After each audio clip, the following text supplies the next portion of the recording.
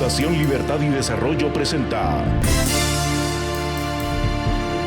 Razón de Estado con Dionisio Gutiérrez.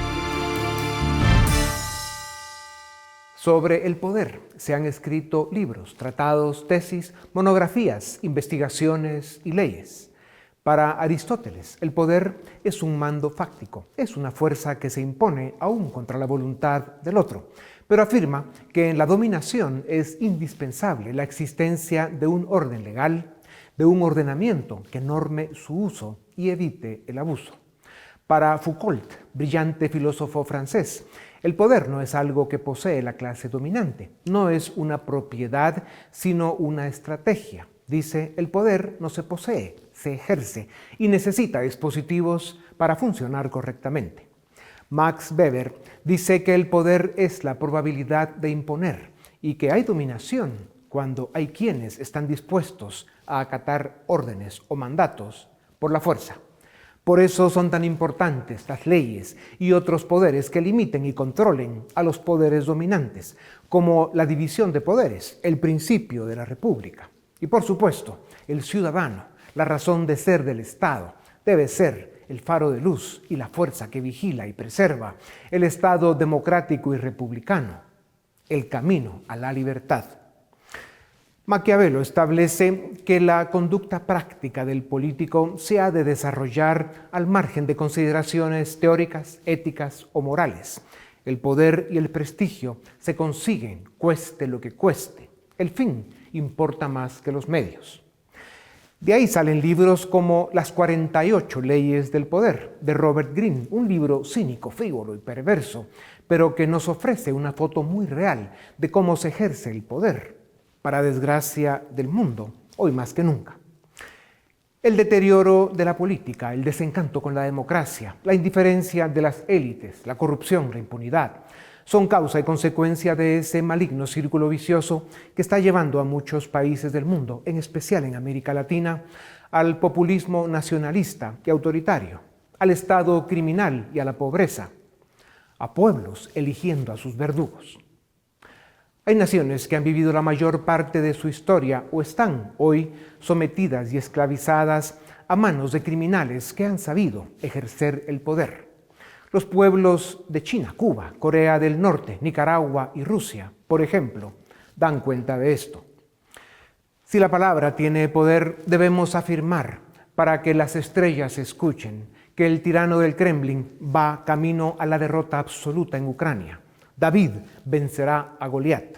El Occidente libre está consolidando la alianza más grande vista desde la Segunda Guerra Mundial, y la OTAN está de regreso cada día más fuerte para defender los valores de Occidente y enfrentar los atropellos y los crímenes del déspota Putin. Es cierto que el Occidente libre desarrollado se ha equivocado y ha tenido malas experiencias, pero ha aprendido las lecciones. La primera, que la democracia se debe defender con las armas, pero no se puede imponer por las armas. Por eso, la cobarde invasión a Ucrania no quedará impune. Occidente la debe detener. Gloria a Ucrania. El mundo está cansado de populistas, autócratas, déspotas y matones. El poder debe existir, pero el poder de los poderosos que lo ostentan lo pueden y lo deben ejercer solo cuando se los han dado los ciudadanos, la ley, el mercado, la competencia, la libertad. Los dictadores, los criminales, los corruptos siempre caen. Como dice un querido maestro, un poderoso maligno sin poder, un político amortizado, es la cosa más miserable del mundo. La cárcel y el basurero de la historia son su destino. El pueblo ucraniano, los ciudadanos del mundo libre y con más razón los pueblos que viven bajo la bota opresora deben hoy, más que nunca, dar el grito de guerra por la libertad para rescatar su presente y salvar su futuro.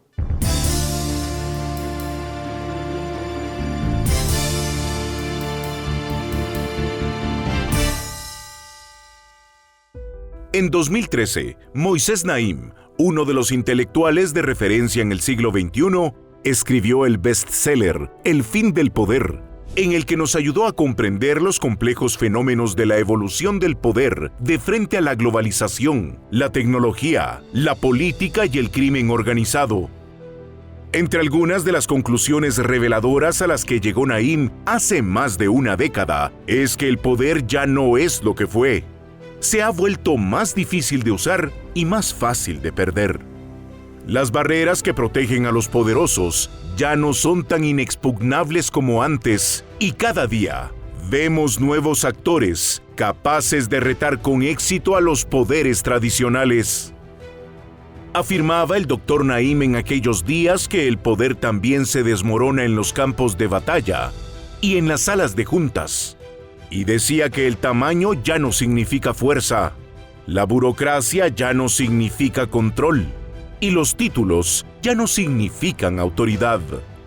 Y hacía la pregunta: si el futuro del poder está en la subversión, los bloqueos y las interferencias, ¿podremos recuperar algún día la estabilidad?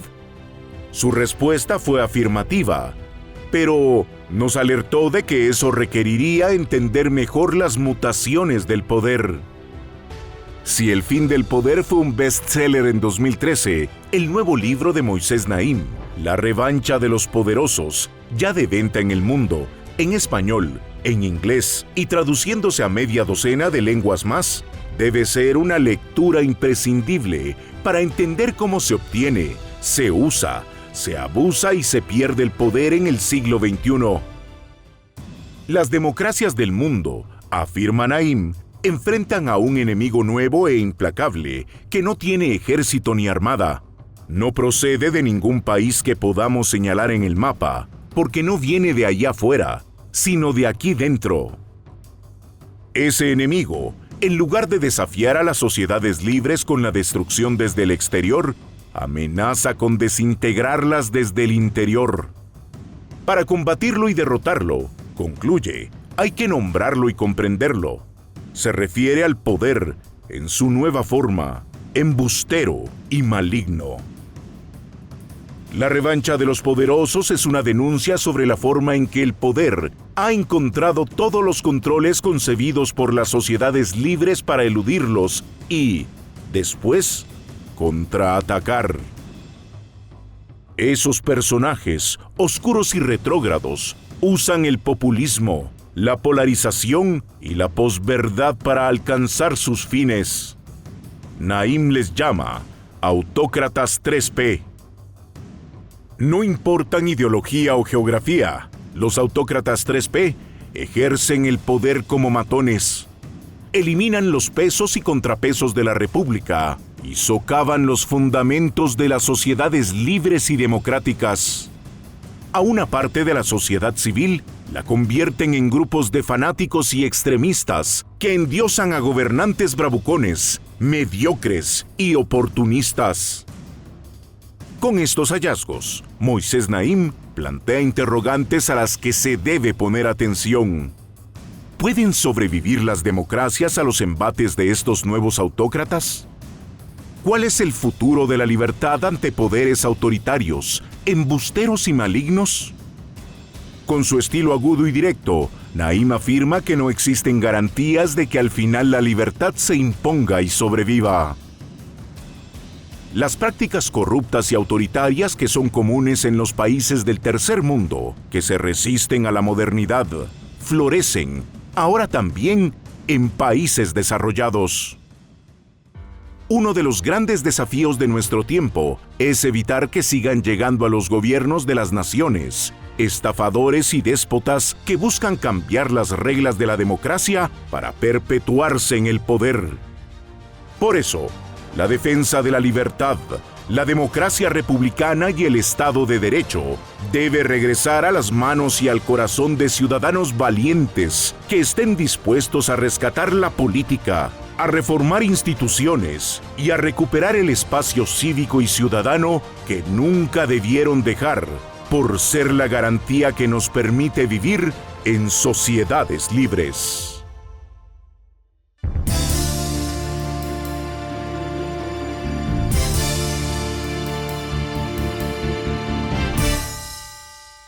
La especie humana lleva cuenta de su historia a través de los momentos estelares que le ha tocado vivir, para bien y para mal.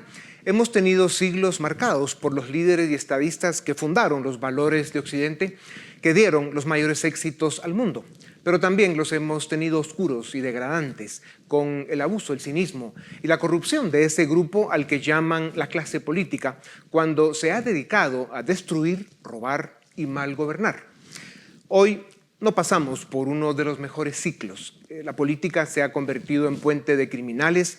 En la economía, la academia y algunos grupos de eso que llaman sociedad civil, muchos se han hecho cómplices, comparsas y parte del problema, por acción o por omisión. El presente de la especie humana está bajo ataque y su futuro está en peligro. El eje transversal que domina, afecta y define la vida de los pueblos es el uso del poder. El poder político, el poder militar, el poder económico, el poder del crimen organizado y otros. Cuando las sociedades libres permiten que los valores que las sustentan se pierdan, el poder las corrompe, las somete y las destruye. Para hablar sobre el fascinante, discutido y tenebroso drama del poder, tengo el privilegio de presentarles a Moisés Naim, Distinguished Fellow del Carnegie Endowment for International Peace. Tiene un doctorado de MIT, publica artículos semanales sobre temas de actualidad en un gran número de diarios de todo el mundo y es uno de los columnistas más leídos en español. Ha escrito más de 10 libros, entre ellos varios bestsellers que se tradujeron a decenas de idiomas. Dirigió la prestigiosa revista Foreign Policy, obtuvo el premio Ortega y Gasset y le han otorgado otros premios de gran prestigio. Su programa de televisión Efecto Naim ganó un premio Emmy. Ha ocupado puestos públicos, ha dirigido instituciones de responsabilidad mundial y hoy vamos a hablar de su nuevo libro, La revancha de los poderosos. Moisés, bienvenido a Razón de Estado, es un gran gusto verte. ¿Por qué la revancha de los poderosos? Pero primero que nada, muchas gracias por la invitación, es siempre un placer conversar contigo. Yo escribí y tú y yo conversamos en este programa un libro cuyo título es El fin del poder. Era un examen de las fuerzas que estaban fragmentando y dispersando el poder. Eso fue hace 10 años. Y entonces, durante esos 10 años, pues, tú y yo y otros quedamos observando los cambios que existían en el mundo y fue muy obvio que había el poder no se había acabado de manera definitiva, sino que había poder importante, y había fuerzas que estaban concentrando el poder. Entonces, si el primer libro, El fin del poder, fue sobre las fuerzas que dispersan el poder, este libro, La revancha de los poderosos, son las fuerzas que concentran el poder. De otra manera, es lo que hacen los poderosos para evitar que esas fuerzas de la fragmentación los anulen, los neutralicen o les hagan perder su confrontación con sus rivales. Yeah. Moisés, en tu libro Ilícito, hace 17 años antes del fin del poder, aquel libro ya fue un grito de alerta sobre las formas, tácticas y objetivos que se trazó el mundo criminal para ir capturando las instituciones de las democracias débiles y de las no tan débiles. La penetración del crimen organizado en la política nos está llevando a eso que tú llamas estados mafiosos y a gobiernos criminales. Hablas en tu nuevo libro de los autócratas 3P. ¿Qué es eso y qué tienen que ver con la captura criminal del Estado? Primero quisiera conversar sobre el tema de la criminalización del Estado.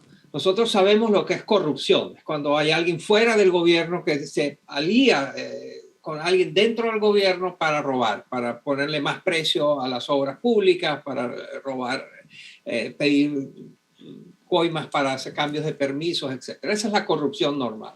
Después llegó la cleptocracia, que es la corrupción a manos llenas del saqueo del país. Pero ahora estamos viendo una nueva cosa, Dionisio, que tiene que ver con la criminalización del Estado. El Estado en sí se vuelve una organización criminal. Entonces el crimen organizado no es que está afuera presionando a los gobernantes, sino que los gobernantes son los que también son jefes de la actividad criminal y muchas veces internacional. Entonces la criminalización, la conducta de estos carteles criminales se vuelve un asunto de Estado y se vuelve una tecnología al servicio de los intereses de estos dictadores 3P, que es lo que tú me preguntaste. Las 3P son el populismo, la polarización y la posverdad. Populismo, todos sabemos lo que es la idea de dividir y conquistar. Hay un pueblo noble abusado terriblemente por una élite maligna y entonces aquí estoy yo, el Mesías, el candidato, el político que va a salvar al pueblo. Y entonces eso forma parte, es la vieja idea de divide y gobernarás, divide y vencerás. Que en este caso siempre ha existido, pero en el siglo XXI se ve mucho más potenciada por una polarización extrema que estamos viendo en tantos países, que a su vez se nutre de la posverdad, esta propaganda, lo que antes llamábamos propaganda, que era la manipulación de la información para favorecer a un líder o una secta o un partido político. Ahora lo estamos viendo a nivel mundial y donde todo el mundo contribuye de alguna manera a la desinformación, pero hay unos que lo hacen de una manera muy eficaz. Entonces la posverdad hace más aguda la polarización y la polarización amplifica las oportunidades del populismo. De allí las 3P. Ya. Moisés, precisamente por eso, en esta era de la posverdad, o sea, de la mentira y la facilidad con que se riega, y en un mundo cada día con más contradicciones y menos soluciones para el diario vivir de la gente, el populismo y la polarización, como ya decías, avanzan como fuego en gasolina. Ante el desencanto con la democracia y con las élites, los pueblos están eligiendo a sus verdugos y permitiendo que las democracias se desintegren.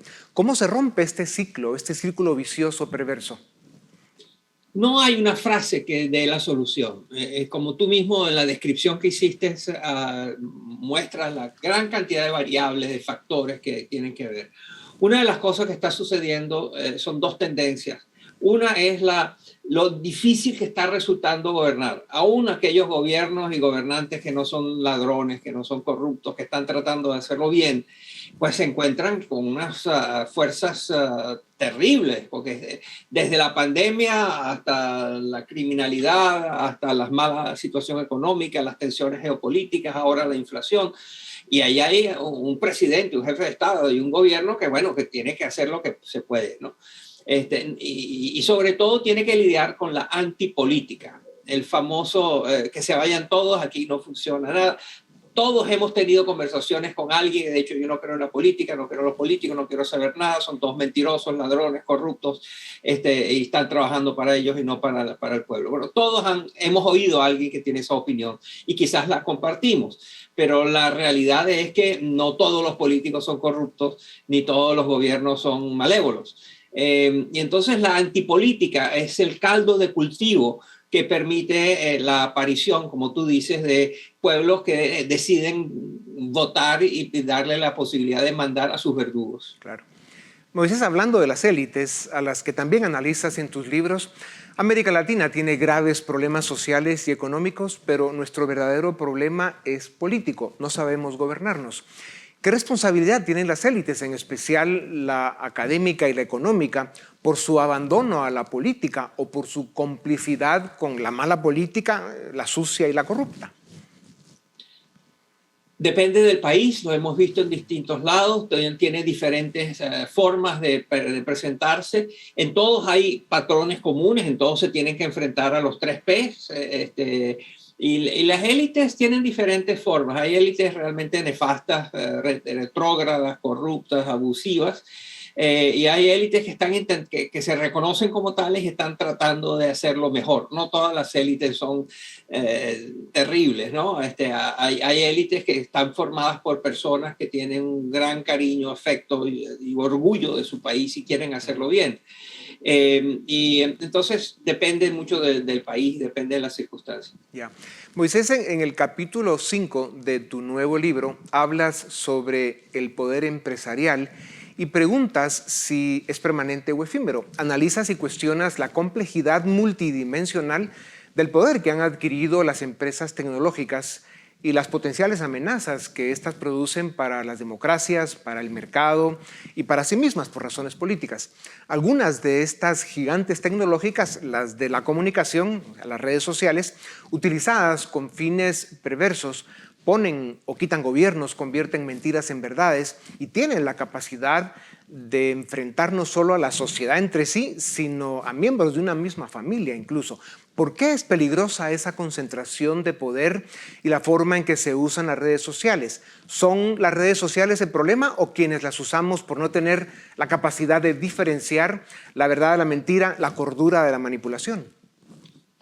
Yo soy optimista en el sentido de que estos problemas que tú señalas van a encontrar, si no soluciones, van a ser aliviados por varias razones. La más importante es que es el reconocimiento que hay un nuevo tipo de consumidor. El consumidor, antes de estas redes sociales y de la tecnología de Internet, era un consumidor que aún en todas las sociedades necesitaba cierta protección. Protección de que no le vendieran medicinas tóxicas, que no le dieran agua envenenada, que no le dieran comida podrida, etc. Las entes de protección al consumidor existen en todos los países, uno de los países más capitalistas del mundo, donde se reconocen que a veces estas empresas privadas abusan de su poder de mercado y le dan productos defectuosos a sus consumidores. Los centros de protección al consumidor, que se llaman de diferentes maneras en diferentes partes, pero están ahí para proteger al consumidor de los abusos de empresas privadas que tienen monopolios o que tienen capacidades únicas y que merecen ser supervisadas. Eso existió y sigue existiendo, pero de lo que no hay y sí necesitamos es un centro de protección al consumidor digital. Tú y yo somos consumidores de Internet, de las redes sociales y todo, pero hacemos muy desválidos. Y todos quienes nos están viendo saben que si están en redes sociales, en sus hábitos, costumbres, preferencias, por quién votan, qué tipo de enfermedades tienen, quiénes son sus familias, cuánto ganan, qué prefieren en la política, todo eso lo saben y lo venden y lo revenden y lo reempacan. Y bueno, y nosotros ni nos enteramos. Entonces allí lo que hace falta, y creo que va a empezar a aparecer, es un centro de protección al consumidor digital. Y va a haber una nueva tendencia primero, de educación del consumidor, segundo, de protección del consumidor, enseñar mucho lo que es la higiene cibernética, cosas que no se deben hacer, peligros, riesgos que no se deben correr. No se va a solucionar nunca el problema va a estar con nosotros, pero vamos a tener más instrumentos y más protecciones que nos defiendan de quienes manipulan la información para perjudicarnos. Ya. Moisés, en ese mundo de la tecnología y las redes sociales que describes, la revancha de los poderosos, defines a un nuevo tipo de autócrata del siglo XXI. Usan la tecnología como arma y la mentira como munición, entre otras trampas y abusos. ¿En qué se parecen Trump y Bolsonaro a Chávez, Correa y Evo Morales? Hay muchos más, Orbán, Duterte, Ortega, etcétera. ¿En qué se parecen Adolf Putin a Vladimir Hitler? ¿Y cuál es el título y la conclusión que le pones? Genocidio, a los crímenes de guerra que está cometiendo ese tirano asesino en Ucrania. Sacar el libro que acaba de salir, pero ya tiene mucha circulación internacional, ha sido una experiencia muy interesante, Dionisio. Porque la gente lo que dice es que esto que yo describo les pasa solo a ellos. Los colombianos están seguros que escribí un libro sobre Colombia, los venezolanos también, en Guatemala también, pero también en Polonia, en España, en Italia. El libro está causando una conversación donde la gente está descubriendo que lo que creen que le está pasando a ellos solamente es un fenómeno mundial. Y tal como muy bien introdujiste la pregunta, ¿qué tienen en común Donald Trump y Hugo Chávez? Bueno, en principio muy poco, pero cuando escarbas más te descubres que los dos son tres pelos, el populismo, la polarización y la posverdad forman parte integral, fundamental, irreversible de sus instrumentos de poder. Ya. Sobre Ucrania, Moisés, ¿qué nos dices? Una tragedia enorme. Esto desgraciadamente será un proceso más largo. No hay palabras para describirlo. Creo, sin embargo, que hay cosas dentro de la tragedia inenarrable, el sufrimiento humano innecesario que está siendo injusto, innecesario que está ocurriendo. Hay al menos dos cosas positivas. La primera es que Europa descubrió que era una superpotencia. Hasta ahora Europa, por haber sido burocrática, fragmentada, lenta, con un nacionalismo complicado, al mismo tiempo que tiene un proceso de integración continental complicada, no había podido desplegar todos sus poderes tecnológicos, científicos, militares, económicos, culturales, en favor de la democracia, en favor de la libertad en otras partes. Y es aquí que por fin los europeos se pusieron de acuerdo y lograron cosas increíbles. Lograron, por ejemplo, que Suiza dejara la neutralidad. Este es un país que desde la Segunda Guerra Mundial fue neutral frente a Hitler. Y bueno, por primera vez en la historia, que inclusive hasta define la identidad de los suizos decidieron que no eran neutrales, que ellos en esta contienda claramente denuncian los actos sangrientos y criminales de Putin. Pero además lograron ponerse de acuerdo, imponer sanciones que no tienen precedentes y trabajar coordinadamente con los Estados Unidos, con la OTAN. Eso todo lo tenían allí, pero no lo podían utilizar porque estaban divididos y fragmentados. Entonces, esa es una buena noticia. Sin duda, esta tragedia está presentando oportunidades. Ojalá la aprovechemos y triunfemos en el Occidente libre. Moisés, en América Latina, la pandemia hizo evidentes nuestros vacíos, las deudas sociales con nuestros países y nuestras desgracias. ¿Cómo se están aprovechando de esto los autócratas 3P? Hay de diferentes maneras. Como dije antes, gobernar en estos tiempos es muy difícil y no son solamente los gobiernos democráticos los que tienen dificultades en gobernar. Los gobiernos autócratas también. Vladimir Putin, gobernar a Rusia después de lo que hizo le va a costar mucho a Vladimir Putin. Vladimir Putin con su agresión puede que logre el control de ciertos centros urbanos de Ucrania, pero va a perder el control de ciertos centros urbanos de Rusia. Gana en Ucrania, pero pierde Rusia. O sea, Rusia va a ser un país muy pobre en los próximos años a raíz de las sanciones y de las conductas de Putin. Entonces, esto para decir que hay diferentes efectos en diferentes países, pero que tanto el desgobierno, la dificultad de gobernar y los retos de gobernar están afectando tanto a los demócratas como a los autócratas. Yeah.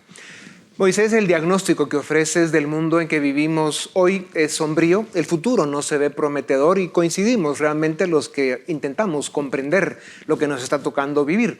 En el último capítulo de tu libro hablas de las 5 batallas que debemos ganar. Queremos que la gente busque tu libro y que las analice para comprender los gravísimos desafíos que enfrentamos en este tiempo que nos tocó vivir. Lo que sí nos puedes decir es qué sucederá si los ciudadanos del mundo no regresamos a la defensa y promoción de los valores que permiten vivir en sociedades libres y civilizadas, donde se respeta la ley, donde hay oportunidades y esperanza.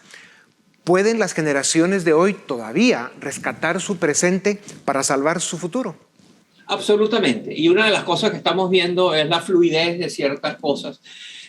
Ideas y instituciones, realidades que pensábamos permanentes, intocables, inamovibles, han demostrado ser transitorias. Y lo mismo, aquellas que pensábamos que eran transitorias, están aquí para quedarse. Y en un mundo mucho más flexible, en un mundo mucho más veloz en adaptarse. Y lo que nos viene, Dionisio, son la necesidad de adaptarnos al cambio climático y el calentamiento global que lo produce. Eso va a crear realidades que no tienen precedentes y que van a obligar al mundo a entender y a practicar mejor la manera de gobernarse y de autogobernarse. Sí. Serán oportunidades para aprender con responsabilidad y humildad para que evolucionemos, dadas las crisis que nos está tocando vivir.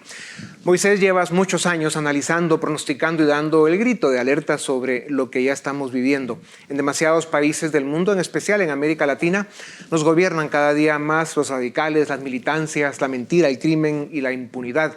Sin duda alguna vivimos tiempos en los que se hizo evidente la necesidad de que el ciudadano libre, democrático y comprometido regrese a la mesa pública del debate y al activismo cívico como única salida para rescatar su nación y salvar su futuro. Como tú lo decías, tus libros y tus aportes a ese mundo que debemos construir son indispensables.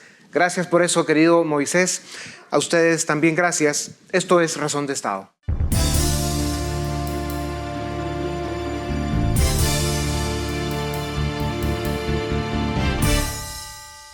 ¿Qué tal? Bienvenidos al debate en Razón de Estado. Vamos a comentar hoy los avances, las últimas noticias y los escenarios posibles sobre la invasión de Rusia a Ucrania.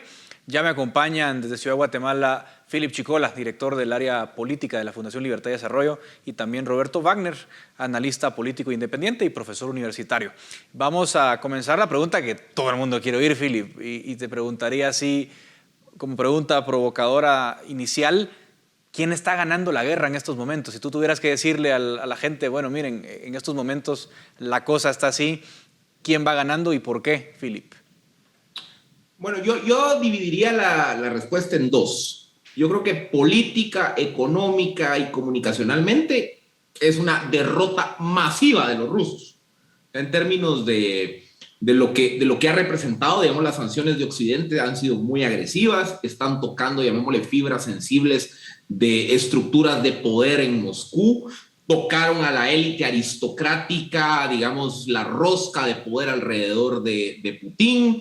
Hemos visto, digamos, también cómo los bancos rusos están entrando en aprietos. O sea, en términos de comunicación política, hemos visto cómo hay un rechazo casi generalizado de Occidente, del mundo moderno, hacia las acciones de Rusia. Entonces, digamos que en términos políticos, económicos y de legitimidad, es una derrota masiva de los rusos.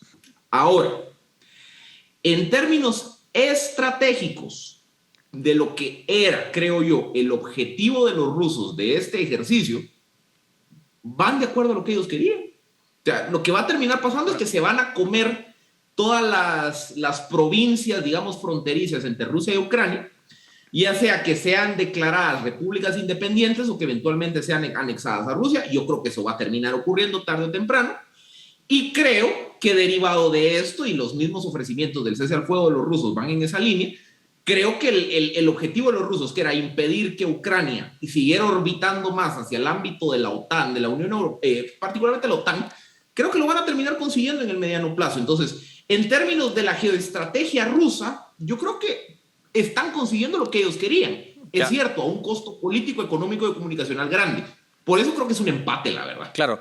Roberto, a ver si lo ves igual. Entiendo, claro, obviamente ya Zelensky dijo que no se unirán a la OTAN, eso lo comentaremos más adelante, pero cuando uno miraba los números antes del inicio del conflicto, la diferencia del potencial militar de Rusia y Ucrania era muy evidente. Yo miraba datos que nos dicen que antes de iniciar la guerra, Rusia tenía 12.500 tanques, Ucrania apenas 2.600. En términos de fuerza aérea, Ucrania tenía apenas 318 naves y Rusia 1.200. Es decir, David contra Goliat. Eso es un poco lo que veíamos desde el principio. Ahora, en términos militares, Roberto, ¿crees que Rusia ha logrado militarmente lo que pensaba haber logrado, considerando que ya cumplimos mañana un mes desde el inicio del conflicto? Yo creo que sí. Yo creo que al final del día, primero, esto lo definió la misma Rusia como una operación militar especial. O sea, no en términos de guerra, no en términos a lo que todos estamos acostumbrados de ver en los últimos años, lo que fue la invasión de Estados Unidos a Irak, la invasión de Estados Unidos a Afganistán, lo que fueron los bombardeos en un momento dado del conflicto en Siria, lo que fue en Libia. Esto no es, o sea, Rusia no definió esta invasión en esos términos. Definitivamente es un David contra Goliat, pero estamos viendo cómo Rusia está ahorcando a Ucrania. Y hay una presencia, toda la región industrial del Donbass está perdida. ¿Hasta qué punto puede? Yo creo que sí tiene una capacidad Rusia probablemente de tomar Kiev. No sé hasta qué punto pueda también llegar a tomar Odessa y prácticamente quitarle la salida al Mar Negro, la costa al Mar Negro a Ucrania. Entonces, dejando una Ucrania territorialmente reducida, políticamente deshabilitada. Eso dependerá mucho de un Zelensky que decida, ya sea en un momento dado, decir, me voy o me quedo, pero corre en riesgo mi vida. Y dejar una Ucrania que prácticamente sea, en términos geoestratégicos, como diría Philip, ya no existiría el atractivo geoestratégico que en un momento dado tenía, como para venir y si en algún momento quisiera en un futuro venir y querer ser parte de la OTAN o de la Unión Europea. Ahora, sobre lo que es el tema político, lo que ha sido, estoy de acuerdo, hay un rechazo de Occidente. El problema es que Occidente no entiende que para los rusos, para Vladimir Putin y su cúpula, la guerra es un instrumento político. Para nosotros, qué horror la guerra, qué terrible la guerra. Pero pocos meses después de que fue electo Putin, se llevó a cabo la Segunda Guerra de Chechenia. Terminando la Segunda Guerra de Chechenia es la invasión a Georgia. En el año 2010 se renueva el ejército ruso, en el año 2010, o sea, no es lo que fue el ejército de la Unión Soviética, pero lo que han sido las sanciones y lo que ha sido la postura que ha tenido principalmente el mundo occidental, que es muy responsable de este conflicto, pues es algo que digamos, desde una perspectiva de lo que es toda otra parte del mundo, y pensemos solo en China, pensemos en la India, hay una tercera parte de la población mundial que no han condenado esto, ¿no? Que no han venido y no han visto esto en la misma forma en la que lo está viendo Occidente, y entonces nuevamente, y que están viendo muy detenidamente cómo, hasta qué punto este conflicto puede reconfigurar el orden internacional. Ahora voy con el tema de India y China, porque me interesa escuchar los comentarios de ustedes. Antes de eso, estaba leyendo las víctimas mortales de este conflicto. Ucrania, obviamente, y la OTAN afirman que han muerto 15,000 soldados rusos. Rusia dice que han muerto 500. Estados Unidos da una cifra intermedia, dice hay entre 6,000 y 7,000 soldados rusos muertos en este conflicto en un mes, menos de un mes. Estados Unidos, para ponerlo como en contraste, ¿no? Perdió 2,400 soldados en 10 años en Afganistán. Es decir, Rusia, o sea, sí ha tenido una pérdida, digamos, lo importante de efectivos. ¿Le está saliendo muy cara la guerra para lo que esperaba Rusia, Philip? ¿O no? ¿O lo ves como una cifra razonable para lo que Putin espera? A ver, digamos, a lo largo de la historia, en siglo XXI es un poco difícil decir lo que voy a decir ahorita, pero a lo largo de la historia, Rusia ha sido el carnicero de las guerras. O sea, a los rusos lo que siempre han tenido como uno de sus valores estratégicos es una reserva cuasi infinita de territorio y de personas. Entonces, cuando vemos cómo actuó Rusia en las dos guerras mundiales, en los conflictos limitados de la Guerra Fría, a ellos nunca les ha importado perder vidas humanas en la guerra, porque saben que tienen una reserva humana muy significativa. Entonces, para los rusos, perder 500, 7,000 o 15,000 soldados no es nada, la verdad. O sea, en términos, para lo que ellos están acostumbrados, no es absolutamente nada. Otra vez, en siglo XXI, en una dinámica pacifista, donde ya no estábamos acostumbrados a las guerras, esto es para que se nos paren los pelos de ver esas cifras. Pero en la lógica que un poco lo que explicaba Roberto, de cómo ven los rusos el sentido de la guerra, pero ni les inmuta. ¿Cómo se explica, digamos, ese alto porcentaje de bajas? Bueno, Ucrania militarmente ha peleado una batalla defensiva. Ucrania, a lo que se ha dedicado en este mes de conflagración, se ha dedicado básicamente a retardar el avance de las fuerzas rusas, y ahí se mira salir soviética, ¿verdad? Las fuerzas rusas.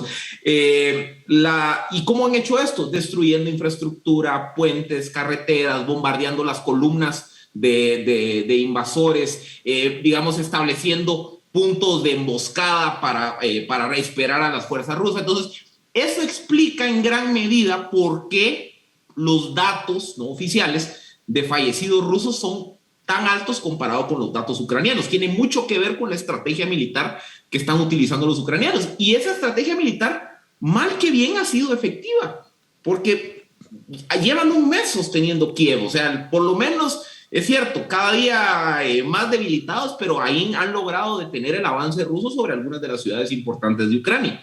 Ahora, también el otro lado que hay que ver, y que también Roberto lo decía, esta no es una guerra a gran escala de los rusos. Si los rusos hubiesen hecho una movilización masiva, ya se hubieran comido a Ucrania. O sea, eso hay que estar muy claros. O sea, también hay que ver que es una operación limitada y que también, a pesar de la falta de resultados inmediatos en materia militar, los rusos no están enviando más tropas. O sea, claro, también se nota que hay un cálculo racional de hasta dónde quieren escalar las hostilidades. O sea, creo que esto es un poco el análisis de la situación militar. Claro. Ahora, Roberto, vos mencionabas dos actores importantes, China e India. Voy primero con India, porque tradicionalmente es un actor en Asia que se alinea un poco más al bloque occidental, es parte de la Alianza Indo-Pacífica. India se ha abstenido de condenar este conflicto. El presidente Biden decía ayer, su respuesta ha sido inestable, ha sido shaky. ¿Tendrá que ver esto, obviamente, con que India compra petróleo a Rusia? Entiendo que compra armamento a Rusia. ¿Cómo entender, Roberto, en el caso de India, esa posición ambivalente que ha mantenido sobre este conflicto? Muy sencillo. India fue un país que durante el conflicto de la Guerra Fría fue prácticamente uno de los miembros fundadores de lo que fue la Organización de Países No Alineados. Es la democracia más grande del mundo, pero desde esa perspectiva también durante la Guerra Fría estrechó lazos de cooperación con la Unión Soviética, con los Estados Unidos, y mantiene esa situación, mantiene una relación comercial estrecha con Ucrania, una relación estrecha con Rusia. Entonces no le corresponde a la India históricamente venir y asumir posturas en un conflicto en el cual consideran hasta qué momento. Pensemos lo que fue la guerra contra el terrorismo, el papel que jugó Estados Unidos con Pakistán, un rival histórico de la India desde lo que fue la independencia de ambos países a mediados de los años 40. Entonces, la India también diplomáticamente está muy consciente de eso y sabe que estos son juegos de intereses. Y en la misma medida en que son estos juegos de intereses, sabe que están en Asia, se perfila a ser la tercera economía más grande del mundo, y entonces venir y asumir posturas con un Occidente que no tiene mayor liderazgo, porque se ve, precisamente es un conflicto que se veía venir, nadie en Occidente hizo nada para prevenirlo. Entonces la India está jugando sus cartas también y está considerando muy bien lo que puede también, cómo va a reaccionar la China en términos económicos, y un tema muy particular, cómo va a reaccionar la China también en términos de militares y políticos en lo que es el Pacífico. El caso de Taiwán es preocupante, pero también el caso del Mar del Sur de China. Entonces la India creo que al final del día está jugando una estrategia que les corresponde históricamente, es lo que han hecho, ser neutrales en este tipo de conflictos, pero también tratar de quedar bien con Dios y el diablo. Ahora, Roberto, ya que mencionaste China, te repregunto. China obviamente no iba a asumir una posición condenando a Rusia, pero hasta ahora no había anunciado que iba a apoyar militarmente a Rusia. Sin embargo, ya desde Unión Europea y desde Estados Unidos se habla de que habría una apertura de China para apoyar a Rusia. ¿Qué significa eso en el conflicto, Roberto? China sigue siendo el gran ganador de este conflicto, el desgaste de Occidente en esta situación, el mismo desgaste de Rusia, pero Philip lo decía, Rusia, nuevamente, digamos, la forma en la que ven esta guerra es que, nuevamente, solo un paréntesis a lo que decía Philip, es que nos ofende y nos preocupamos las cifras de muertos en Occidente. El mundo eslavo, el círculo de Putin, los chicos de San Petersburgo, estos crecieron para la guerra. La guerra se trata que la gente se muere. Es normal. Entonces, esta visión nuevamente, este shock moral que tenemos en Occidente, uno, no solo no ayuda para la guerra, sino que perjudica más, y China está también aprovechándose de esa situación. Entonces, vamos a ver una China que políticamente se puede posicionar y hasta qué punto puede aliarse con ese gran oso militar que es Rusia. Y eventualmente, ante lo que son las sanciones económicas, que yo difiero, yo creo que las sanciones económicas también estaban preparados los rusos para eso, y cómo los chinos pueden venir y salir en la ayuda de los rusos, precisamente fortaleciendo ese país, pero dividiendo otra vez el mundo, regresando a nuevamente un sistema en el que vamos a ver un Asia Pacífico. Veamos también otro país que no hemos hablado, el caso de Irán. Veamos cómo pueden estos países venir y posicionarse ante esta situación y retar, asumir posturas de mayores retos a Occidente. Y por último, el caso de América Latina, que será interesante también, cómo se mueve este tema, pero yo creo que China sigue siendo un gran país ganador, y cualquier postura económica de sanciones, que ya lo dijo Estados Unidos, lo dijo Biden, a China, prácticamente estaríamos viendo el final del sistema económico de la globalización que vimos en los años 90. O sea, se rompe y regresamos otra vez a nacionalismos internos, a economías domésticas, y empezamos a ver un resquebrajamiento del sistema financiero y económico internacional. Philip. Yo siento que esa es un poco la apuesta de Moscú, de Putin, que también, a ver, en su edición macro, él sabía que dar este salto al vacío, que era la invasión a Ucrania, acarrearía consecuencias, sobre todo económicas y financieras para Rusia. En su plan estratégico, obviamente él entendía que para sobrevivir o para aguantar, llamémosle esas sanciones económicas financieras, la apuesta tenía que ser romper con el eje económico occidental y crear otra cosa.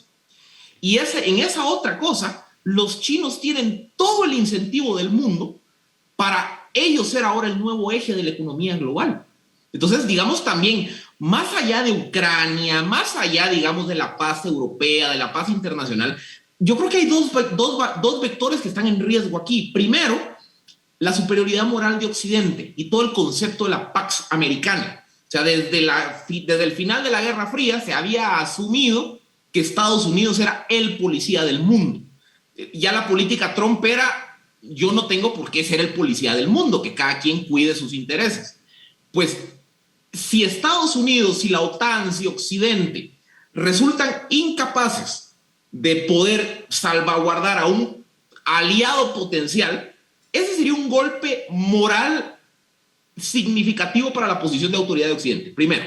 Y segundo, la otra cosa que también estamos viendo es que en función a que los rusos y los chinos vayan encontrando mecanismos para obviar, o sea, no cumplir con las sanciones de Occidente, el eje económico global va a empezar a moverse hacia esas otras latitudes de Shanghái, Beijing, de lo que pasa en Nueva Delhi. Es decir, también aquí se está jugando si Occidente sigue siendo el líder global o ese liderazgo se comparte, que era una tendencia que ya se venía viendo en la última década, o si formalmente el liderazgo ya se le pasa a los chinos, por ejemplo. O sea, yo creo que más allá de la guerra, de qué va a pasar con Ucrania, qué va a pasar con Zelensky, qué va a pasar con las relaciones intereuropeas, Rusia, OTAN, Rusia, Unión Europea, yo creo que esos dos vectores están en juego y trascienden más allá de la crisis inmediata de Ucrania. Sin duda lo que está detrás del conflicto, como ustedes dicen, trasciende